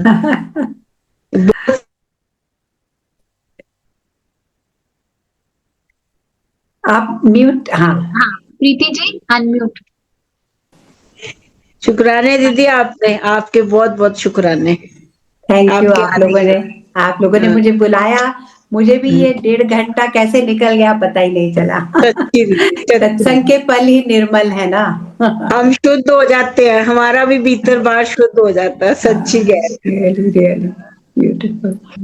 जी थैंक दीदी, यू। जय तो गुरुदेव। मैं भी यही कहना चाहती हूँ, thank you for coming and reminding us. ये पूरा ज्ञान जब जब आपसे मैं अब प्रश्नों के जवाब सुन रही थी और मुझे लग रहा था अरे यही तो था, ऐसे लगता है ना आपके हाथ में आ जाता है और फिर वो निकल जाता है कभी कभी। लेकिन जब आप लोग आते हैं या गुरु को भी जब हम सुनते हैं, तो अब ऐसा लगता है कि हाँ ये सही है, वो महसूस हो रहा है अंदर। ऐसा नहीं है कि ABCD भी नहीं समझ आ रहा, वो महसूस हो रहा है कि शायद किसी प्रभाव में आके अपने स्वभाव से निकल आते हैं, पर आपने वो वापस हमें सबको अपने स्वभाव में आज स्थित कर दिया। आप सबके चेहरे देख लो, ऐसे खुश करके जा रहे हो आप, जैसे ना सबको आपने वो खुशी दे दी। सच में मैं भी, मुझे भी देख लो ना।